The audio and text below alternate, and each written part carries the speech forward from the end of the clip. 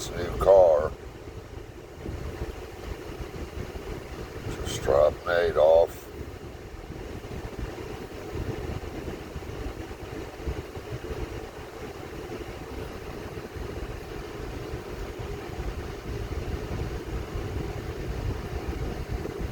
I used to live in those apartments right there whenever I was a kid.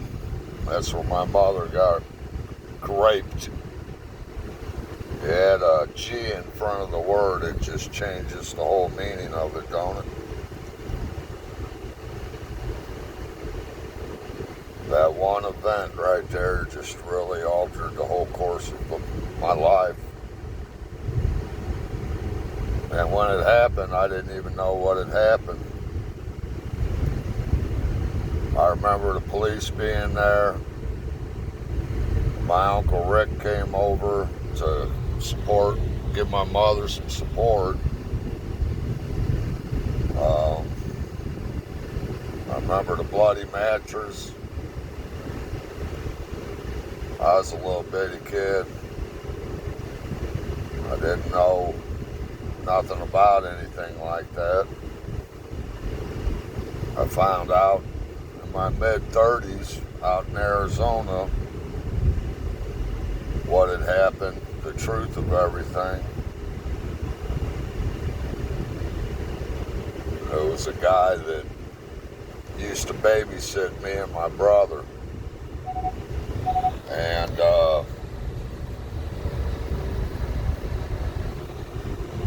he told my mother if she called the police, he'd come back and kill me and my little brother Kenny. So my mother sent us to live with my father and my stepmother for our safety, which was fine except for my stepmother repeatedly. I mean, I can close my eyes and I can still see her with just a scowl, the gritted teeth, and just hate in her eyes, right in my face, telling me that my mother didn't love me, she didn't want me, we gave her stomach aches, she couldn't handle us. That's why you ended up here with us, she would say. My father never corrected that shit. So I believed it was true. And it was 3-4 years of hell living in that house. It was hell. My brother's still fucked up from it. I'm fucked up from it. We walked on eggshells. They would argue and scream at each other at night, and I'd just lay in bed shaking. Because I knew as soon as my name come up what was coming.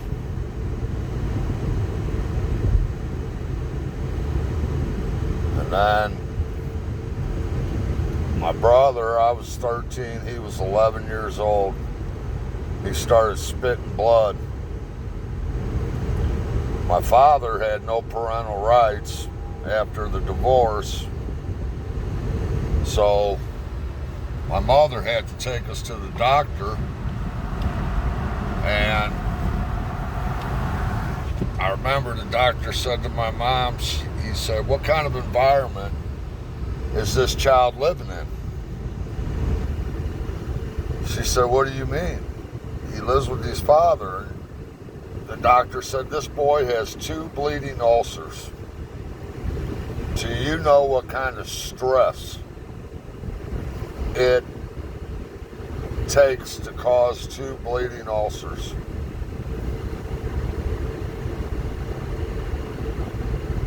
And my mom pulled us out of there. Well, I knew things were bad at my father's. It was miserable. Constantly walking on eggshells.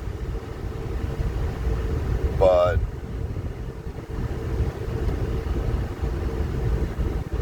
I was told so many times, and I believed my mother didn't love me and want me.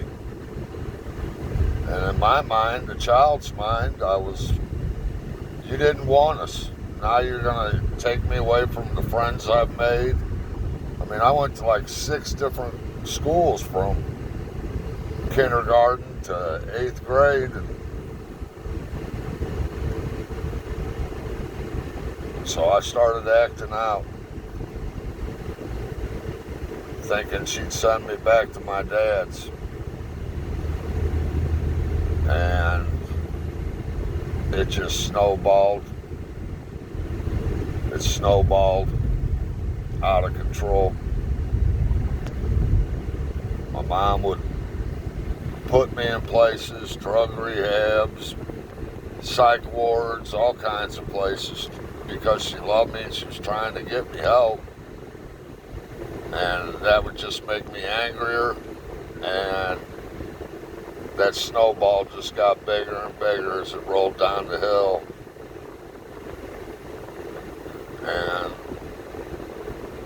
I destroyed myself in the process.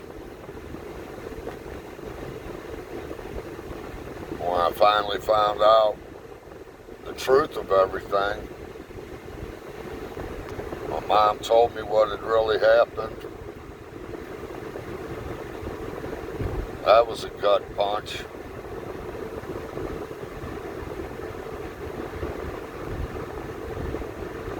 Because I had been hurting my mother, put her through so much shit, and she was completely innocent. She didn't do nothing wrong.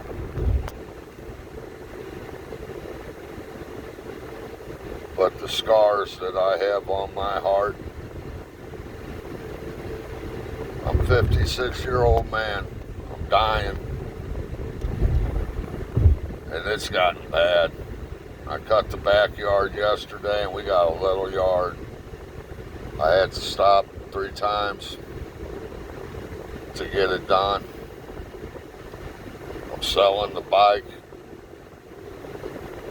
It's gotten to the point I don't have the strength to ride that bike anymore. I come back, my legs are shaking, my hands are worn out. This bike's got a lot of power. And it breaks my heart that I'm gonna have to let it go. But I've had a couple close calls on it recently.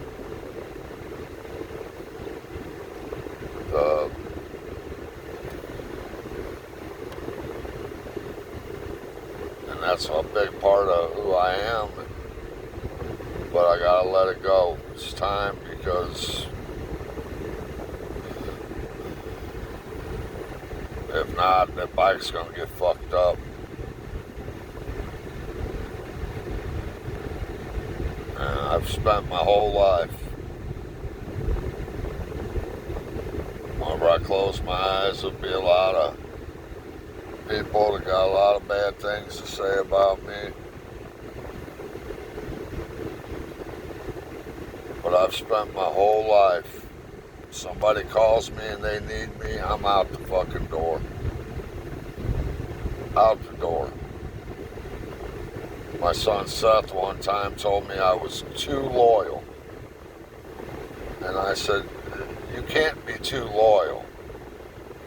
And he says, yeah, you can, Dad. He said his whole life, he watched it. I would get a call and I'd be out the door with my foot on the gas pedal. And he said it didn't matter if you might get killed, you might go to prison, you went. And he's right. That's what I did. And it can really make you salty when you realize you've spent your whole life doing that. And you look around at the end, and there's nobody standing there but your wife. all those people that you ran and risked your life and your freedom, and ain't none of them standing around. And a man kind of gets to feeling like, what was it all for? It's all just a waste of time. I brought nothing to the world but rage.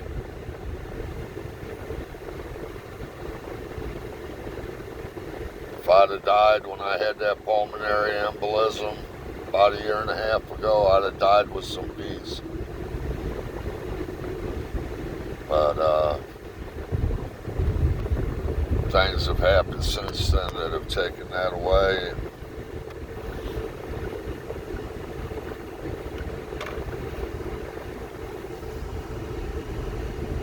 It sucks I gotta let the bike go, but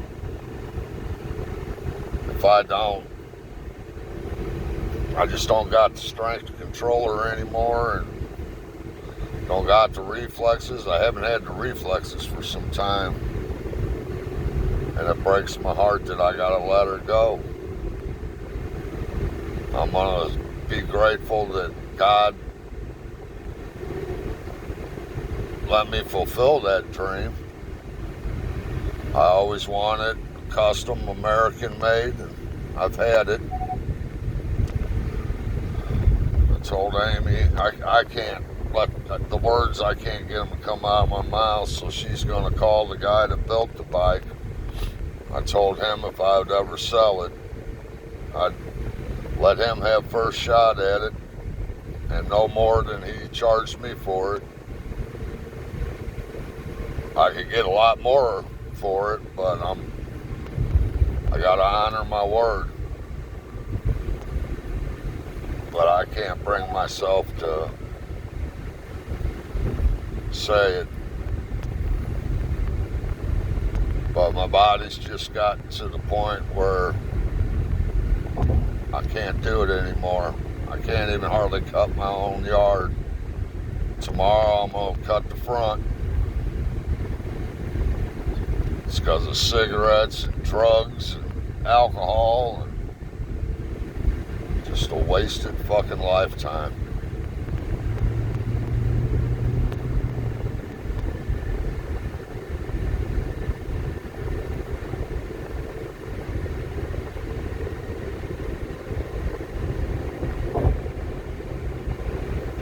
I'm just trying not to be angry about things. I've tried to be there for so many people, and it's real easy to get angry when you're at the end of your road and none of those people are standing around supporting you. I'm trying to remind myself that I wasn't there for those people because I was expecting the payback. I was there for those people because I loved them and I cared about them.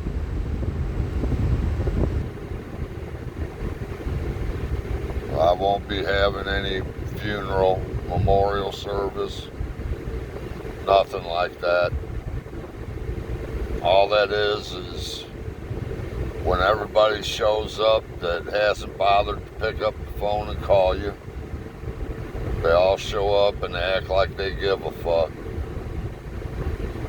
I've watched it over here. Somebody will die. Most of them it's an overdose. Die of an overdose, and then you go to the funeral and everybody's out in the parking lot shooting up heroin.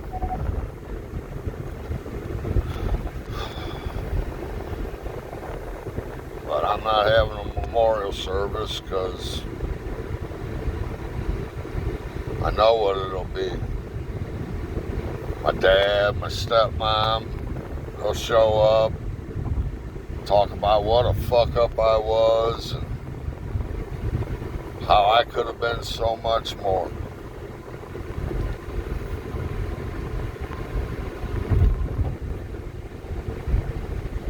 I'm not gonna put my wife through all that shit. And the fucked up thing about it is, my family that don't even call me, I'd have killed or died for anybody in that family. Any one of them. I love them with all my heart. And they can't even pick up a phone and call me. And they'd be the ones that'd be at the funeral talking about how my life was a waste. I like to think that I've touched a couple lives along the way. Yeah, I've hurt a lot of people. A lot of people. Most of the people I hurt and got into it with, it was because they fucked with somebody I cared about. But I'd advise anybody to figure out real quick those people in your life that truly love you and truly care about you.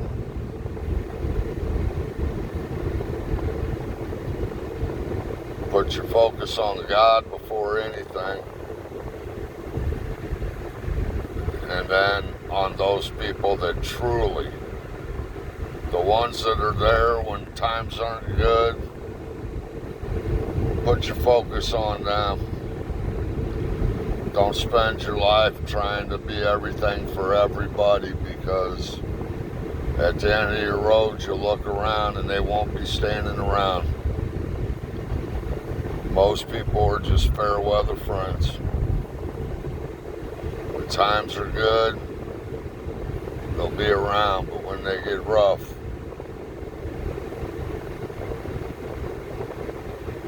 but above all things, focus on God Almighty, because whether people want to believe it or not, there is a God. And we all have to answer someday. And you're only dancing on this earth right here for a minute. And when your time comes, it can come in the blink of an eye. Like I'm driving right now. I can get taken out any second. But figure out the real ones in your life and focus on them. And don't ever forget that there is a God, and when it comes to being hurt by people,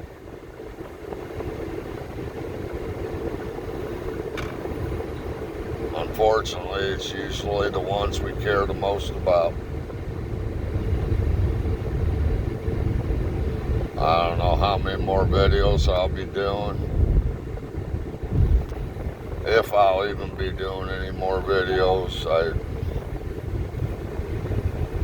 Lately, I don't really have a whole lot to say.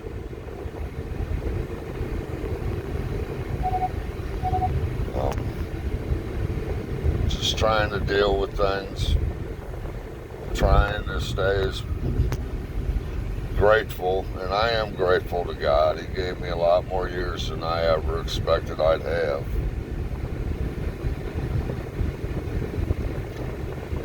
And leaving this world really isn't going to bother me too much. It's a shithole. It's a shithole full of selfish people. The only time people typically care about a damn thing is when it affects them. You could be laying starving on the sidewalk and they will step right over you and not even give you the courtesy of looking you in the eye. But I sure am going to miss my Amy. My whole life, when I've been hit hard and I go down and I look around, It's always Amy standing there. I did nothing to deserve that woman, and I will be grateful till the day I die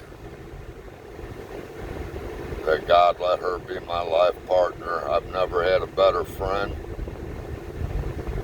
She's a one of a kind. She's a one of a kind.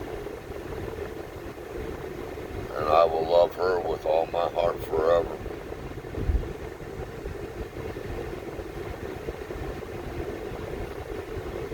But yeah, build up your relationship with God, and don't spend your life running out the door with your foot on the pedal. Most of those people, when you need them, they won't be there for you.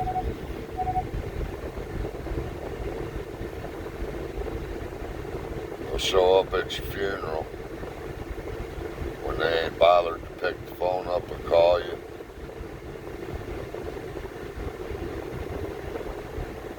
But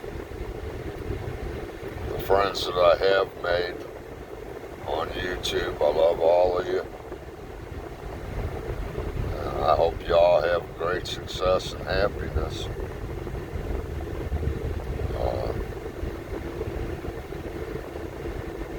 Just always, like in a fight, always protect yourself. Always keep your guard up.